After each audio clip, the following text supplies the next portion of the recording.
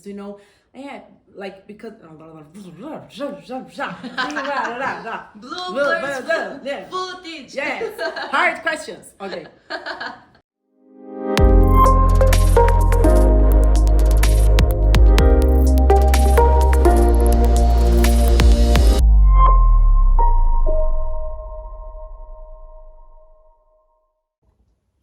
Hello everyone, today I'm starting my series interviewing the Breakers lovely ladies from cohort October 2022 of the Break program. We're gonna do it here on our lovely terrace in Villa Civil in Cantabria, and let's meet them. Here we go.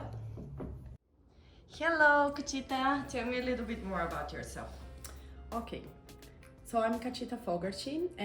I'm from Brazil, but I live in Ireland for 9 years, and throughout my whole life, I think it was nearly 15 years, I have been working with project management in the media industry.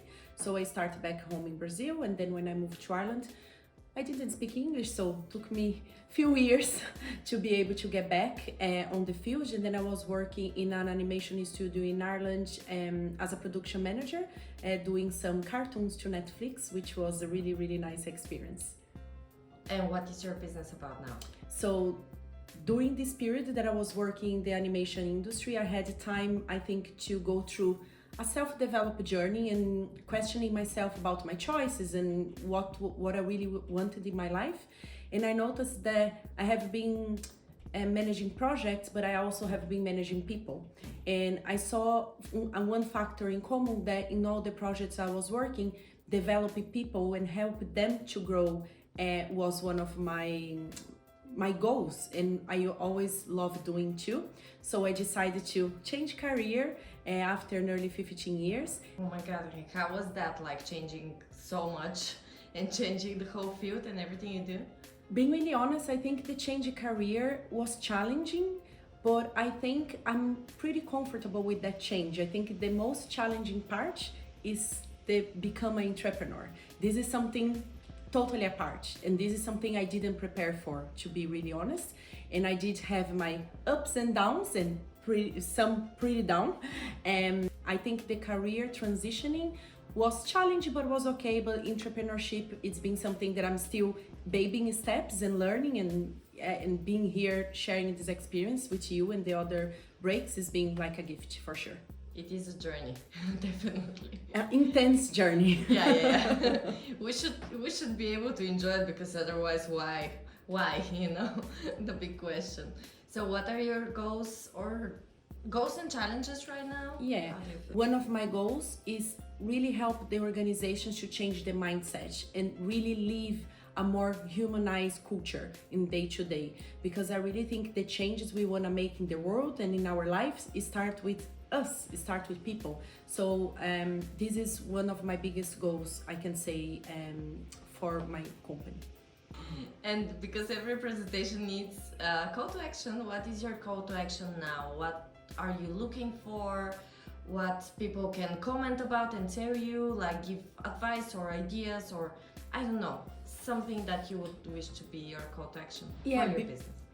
Being really honest, like my business, it's a baby. I just started in February. I started with the B2C clients in June last year, but it was just to try to experiment to see if I would like to keep doing. But the business itself just started in February. But the B2C part is going really well. I have a full schedule, and I'm really proud to see the transformation in people's life. And now I think my call to action, I don't know if it's the call to action, but my momentum, let's say, is to start building this inside the organization. So mentoring programs, training, personal and professional development, working these inner development points that we need to work to develop soft skills. And also, again, to change the mindset, because both, as I mentioned with you as well, one of my big points is regarding values. Because I think it is really important. Being really honest, I lived my whole life without knowing my values. I learned my values 4 years ago when I started my self-development journey. And I think it's a point that everybody needs to connect, because it start making a lot of sense about our past choices and about our present, why sometimes we are not happy, you're not feeling fulfilled, you're feeling that something wrong, maybe because you're disconnected with your values. And I think for organizations is also important, because sometimes what I see is a lot of beautiful values in a website, but I don't see this believing in the day-to-day, and also be communicating with the employees about their values and how they can build together these organization values. Because I think when we start matching, when companies start looking to people who has the same values, and people start looking for companies who has the same values, it's gonna be much easier to help people, individuals, to achieve their own goals, because at the end of the day, they want to work in an organization to achieve their dreams, their goals, and also our organization to achieve their goals. Yeah, so just to jump on the values part, I believe that it is a journey. Like if they're some 20 years old that are looking at us and listening to this, yeah, it takes time to find them actually and to realize what is your essence. In my 20s, I definitely didn't know. I knew about values and that you needed them, but I definitely didn't know what mine are. And I was actually doing the cutting out. So I had a huge list of values, and then I was scratching out what I think I didn't have. And that was easier for me. I don't know if that makes sense, but yeah, it is a journey. And I think that many HRs should be happy to hear what you have to provide out there, because many companies need that. Yeah, definitely. Okay, just jumping what you said there, definitely, like, it's really good that you actually stop to do the list, because few people don't even stop to check or to think. But I think it's really, really important when you're working with your values, have someone making the hard questions. It's great that you have this awareness, you know, when you start working on your own values, but I think it's also really important when you're working with values to have someone guiding you, because I notice sometimes people come to me because I have this value, and this value, and after a session, it's something completely different, because the power of the hard questions. And we need to start making these hard questions as soon as possible, because as soon as we start, more aligned we're gonna be with ourselves, and our decision making, our choices is gonna be more assertive. And assertive, I didn't mean positive in regards everything is gonna work out, no, but it's gonna be more aligned with who you are and what you want to build. So yes, I was really, really blessed to have the opportunity to have that mentor. Peter Guryav, thank you so much for everything. I really hope that you two managed to meet, because I believe you have so many things in common. But talking about a younger self when you don't know what you don't know and many of these things, what would you tell your 18-year-old self? It's a great question, but I think I would tell to my younger self to be more present, to enjoy the moment, to observe, to feel. Because I think when I was young, at 18, I was already working a lot because of many reasons, life situations, and I don't think I allowed myself time to feel and to realize what was actually important. Maybe this is why when I got in my after 30s, I got the crisis, the crisis life. But I don't think it was about my age. I think it was about, because it was the only time I could stop and stop surviving, running for survival, you know, no, because we need to tick the boxes, get a good job, be successful, buy a house, buy a car, have money, you know, this pressure. Yeah, and the pressure of, what am I gonna become? What am I gonna do? What am I gonna do? And what is this calling, you know, because I think this pressure of having a calling is getting a lot of anxiety in people, you know. So I think I just would say, experiment, you know, go, explore. I think explore is the right word. Explore the possibilities, but in living in the present. Of course, we need to plan, we need to project the future, and it's totally fine, but you need to be able to live the present and allow yourself to feel, because sometimes we are too much here. I know I am too much hard sometimes, but sometimes, especially nowadays, because we are having so much, how can I say in English? We are having so much stimulation, you know, phones, technology, and everything is so quickly, and our brain is tired, because imagine all day we're in the phones, computers, and trying to solve problems or trying to figure out what's my purpose, what's my calling, whatever it be. So I think we just need sometimes to feel and connect with nature. I think I was not much connected with nature when I was young, and I think it's something I would tell my young self too. Oh my god. Okay, so tell me about the productivity. What are your three, for example, productivity rules that you try to never break?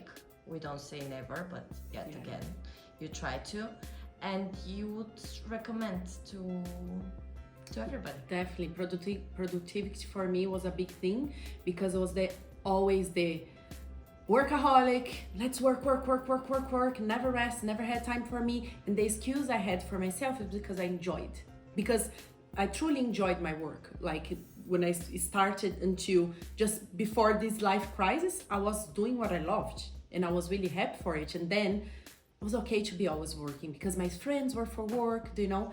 But we are actually, I realized when I went through this period, I was actually hiding from things that I didn't want to look, from things that I didn't want to see. So I was keeping myself too busy, so I didn't have time to go in the hard spots, you know. And I think for me now, the rules I have is prioritize myself first.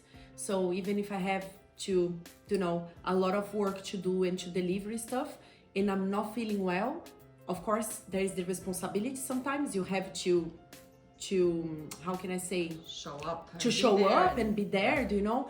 But like I prioritize myself as much as I can, and I have my morning routine every day. I don't have like just once a week I have clients in the morning. I don't have any, the mornings are mine. It's really rare for me to be working in the morning.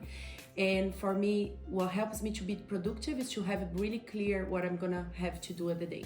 So every day before I start work, I have like a tool that I develop that kind of guides me through my methodology and through things I think it's important. But I think for me, the big key change in my productivity as a woman was start to understand my cycle. Start to understand that I'm not gonna be productive every month.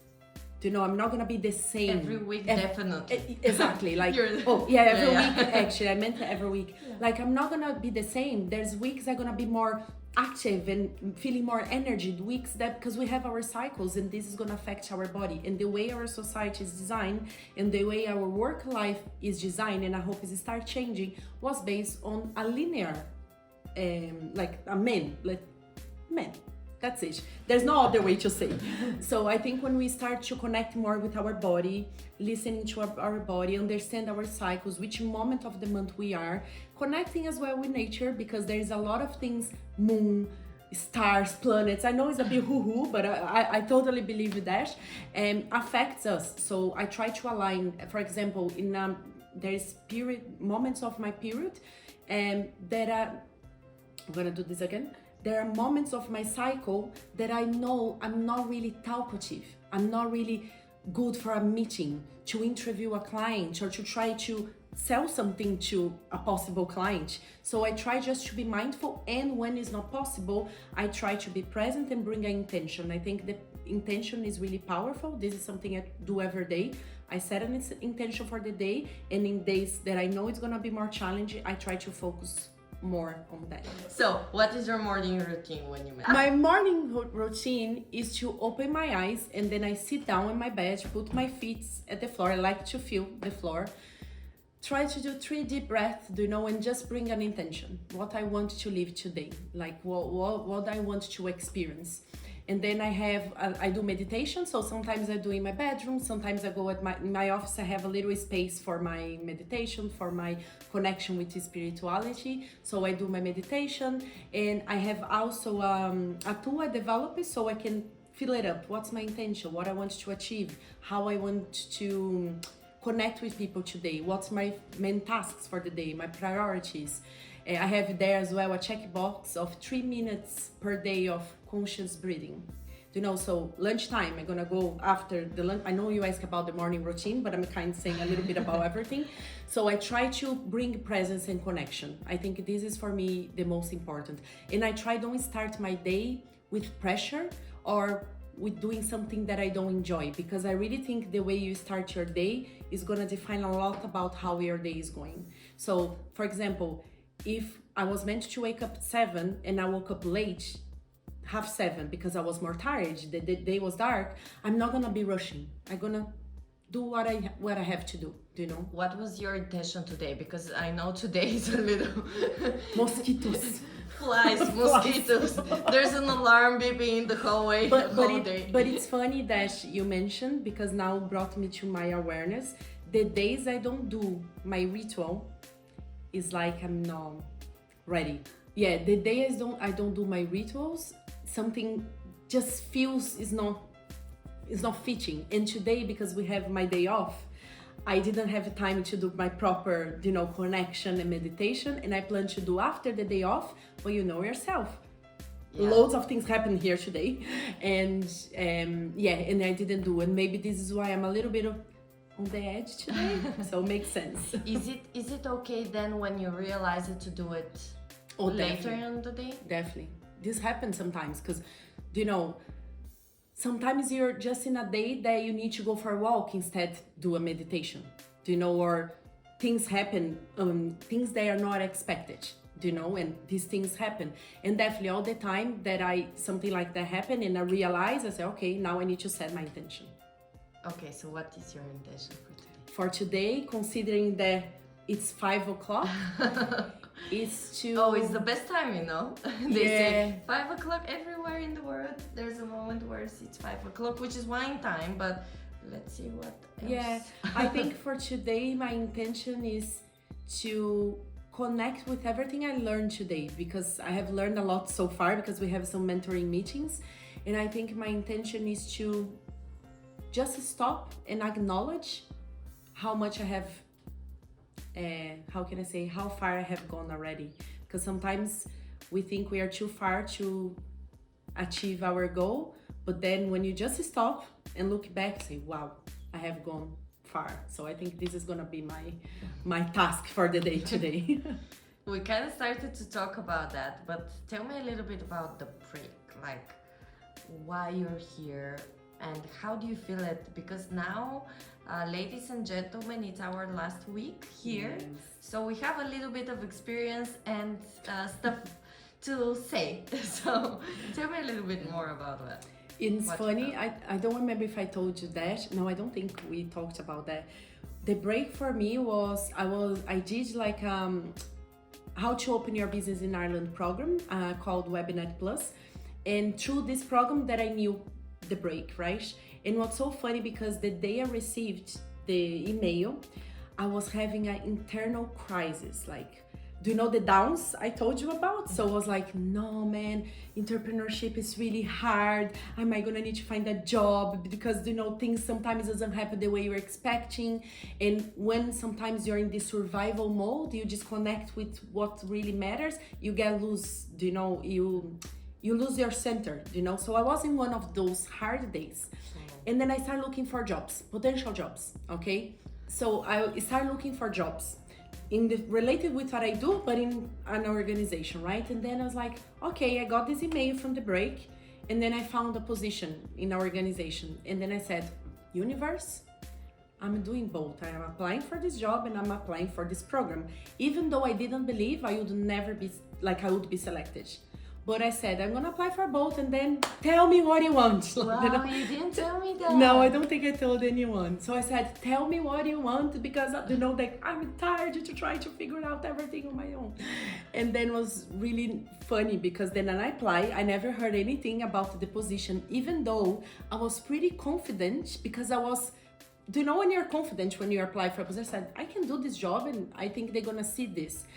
And then a few weeks after, I got the email for the interviews for the break. And then I was like, no, this is not real. I was like, can't believe it. So I applied, and I was really surprised when I was selected, because again, sometimes as an entrepreneur, we tend to not believe in ourselves sometimes, So I was in that moment of that imposter syndrome. Oh yeah. And I work a lot with this with my clients, sometimes I need to put a mirror, and talk back to me as well. And I think for me, this experience has been a lot about learning, sharing, like I have been working on my own since 2020, like when the pandemic happened. So I was working for an organization, but I was at home, and I love connecting. I need people, I need to feel, I need to hug, I need to, talk and go for a coffee, go for a lunch. And I was really missing that, but I didn't realize, because we humans, we have the amazing skill of adapting. Oh, so quickly. Really, and I adapt for the home office. And being really honest, there are your positive sides, to be working on your own at home, and you don't need to travel for hours. You can eat healthy because you can cook. It's amazing. But you can cook. Yeah. My husband cooks more than I, but yeah, I can cook. No, because I'm not there. And then I think for me it was this opportunity to live again, to feel life and to share, because entrepreneurship journey is really lonely, at least it's being for me, and sometimes people don't understand why you're so dedicated, so focused on making something happen, because they cannot see what you can vision in the future, And I think for me, here is not only about learning how to build my business, not only about the strategies, how I can grow my business model. I think I have been learning a lot about me and our relationship again, because we are not having this relationship, at least me, since 2020 outside my husband, So for me, it's been a lot about learning, sharing, understanding this frustration sometimes when things doesn't work in your way, because we are 12 people. And it's not always that everybody's gonna vote for the same, and many times whatever you vote is not gonna happen. So managing frustration, expectations, but also as well being able to share, to share my story, my journey, and what I've been doing, and learn from others. I think. When you spoke about how it could be very lonely, that's something that I again learned from Peter Griaf. Actually, before I joined the startup organization that I was in, Started Smart, that was the first event that I was on, and he was telling his story, and he told us, the whole audience, your people, like your friends and your family, are never gonna understand why you're doing what you're doing, because he took a lot of risks to start his business, as we all do, but there are the dimensions about it. And he said, that's why you need community, people who are experiencing similar things. I know you're part of many of them, so you're looking and searching. And that was as well for me. I was like, oh my God, that was like the big lamp that popped up, and I was like, oh, so nobody will understand me, so I really need to go search for that community. And I did, and I was so happy, so grateful to this day that I did that, because of my business feedback, clients. Sometimes I feel lonely too, because as a single founder, that can happen, but also if you have the community, you don't really. Sometimes I feel like I have 100 co-founders. Sometimes I feel like I'm lonely and I'm the only one, but yeah, totally understand. And I'm really happy, and I really hope that we manage to keep that community here as well, because it's another community, but international, super interesting for me to experience it. And I think, because I really wanted to say that, because probably there's going to be other entrepreneurs watching. And I think for me, I realize that sometimes people, and it's not intention, it's not that because they want bad, but I think they find different ways to tell you to give up. I found this, not like give up, but polite. And not even, I think if they know, it's just like they try to show you, no, but why don't you look, you're so good, you do have amazing jobs, trying to show options, I think the easiest way for me to say, people will find different ways to tell you to give up, not because they want bad, maybe because they want good, but simply because they don't understand. And the danger on that is just only one, subconscious. Sometimes those little phrases, sentences that people tell you gets there and trigger fear. And sometimes you're stuck, you don't know why you're stuck, and it's because your subconscious is telling you, this is dangerous, don't go there, because you're receiving this information. This is why for me it's really important, and this that I have been learning is who you share your entrepreneurship journey. Because sometimes we're gonna share with people that's not gonna understand. And sometimes it's good to share, but maybe you don't need to share everything. Or maybe no, you have to find community. Where here, how many days we cried? Oh my how God. many days we laughed? How many days we gave each other insights? Do you know? Every day, all of it. All of it, exactly. So this is the power that I'm finding here, and I'm so grateful to find, because even though I have people, friends, my husband, my family that gives me support, they give me support because they love me, and that's it. We give support to each other because we are feeling, we are experiencing, we really want that our business to progress, because we know here in this house we have a potential of create a business that offers everything, like, because we have a little bit of everything here. And this is great because even though most of us, we are not the same line of work, complements each other, and then we give each other ideas, perspectives, insights, and comfort, because we need a lot of comfort sometimes. Oh my God. Yeah, honestly, when people don't understand something, they try to solve it, to solve the problem. And when you don't understand entrepreneurship, you try to solve. They're trying to solve your problem, thinking your problem is entrepreneurship. Yeah, exactly, exactly. What advice would you give another entrepreneur? Because we're almost there. Okay. You gave a little bit, you hinting it, but what is the advice that you would give other female founders, for example? Okay.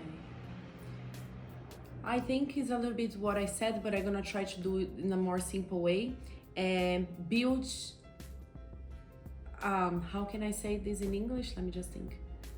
How do you say it in Portuguese? It's like, and do you know, it's not even giving me the words because I'm thinking in English. Yeah. It's hard sometimes to change the key. Yes. But it's like build your base, do you know, structure your base with a community that you feel support. I think don't try to do everything on your own. Ask for help. I think this would be the most valuable advice I would give, and learn about collaboration, partnership.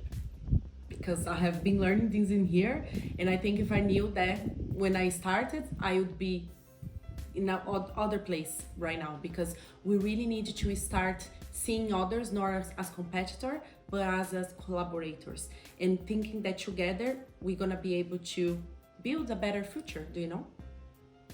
Do you think you would be able to do what you do back in Brazil, where you're from? Being really honest, there's one of the side of my business that's gonna be for social impact, and I was actually asking myself, where am I going for this social impact? It's gonna be Brazil, it's gonna be Ireland, it's gonna be where?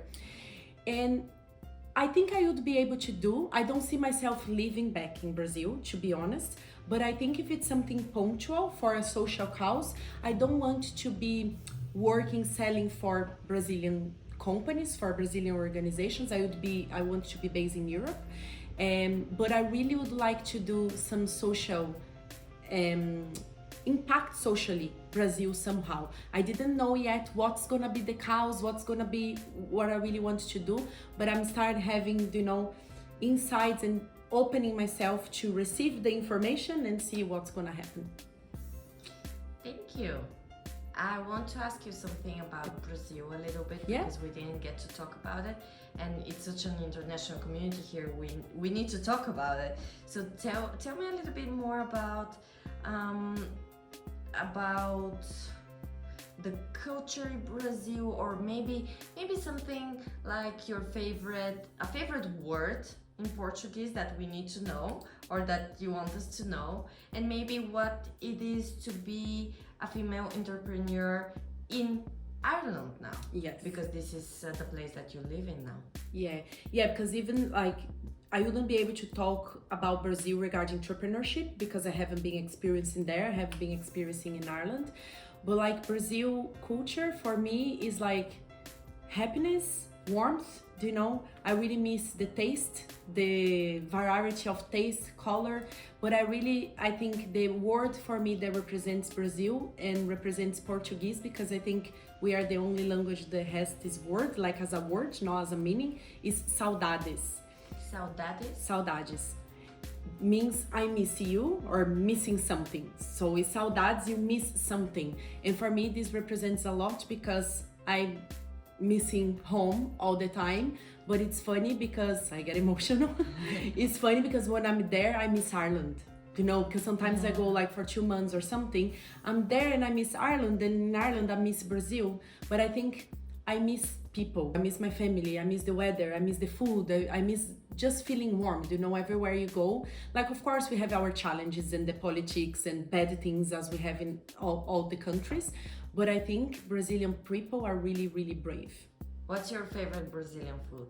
Oh, this is gonna be so hard. Even though because in Brazil it's really hard to find Brazilian food because we take a little bit of everything and we create our own. But feijoada is a traditional Brazilian dish with made like the bean stew kind of, and we serve with rice and also cabbage and orange is a bit mix, and farofa, which is like stuffing, different stuffing.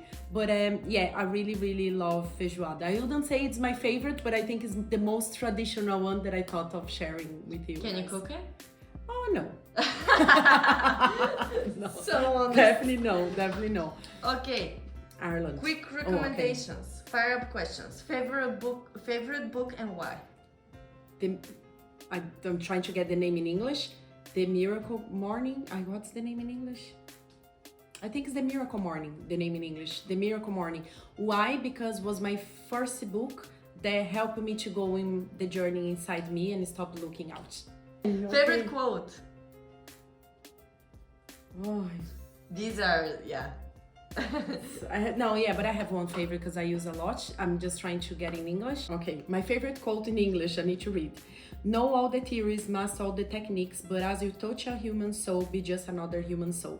This is Carl Jung's quote. So that's beautiful. I love that quote. Share one advice to the next breakers. Oh, the next breaker, come with your open heart, ready for everything. I thought you were gonna say come with your own cup, which is proper advice.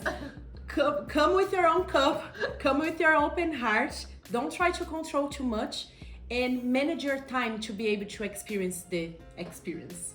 You know, because I think, like, you know, your business in a stage that you're busy, you have a lot of work to do. Like everyone has a lot of work to do, but I think if you try to manage a little bit so you can actually be present and enjoy, I think you're gonna take a lot from this.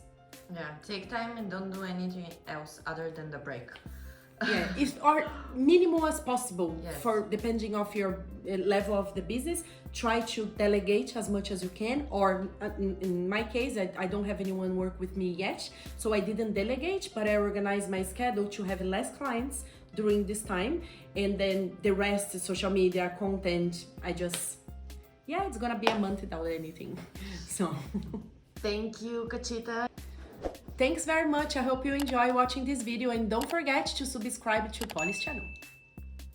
Bye.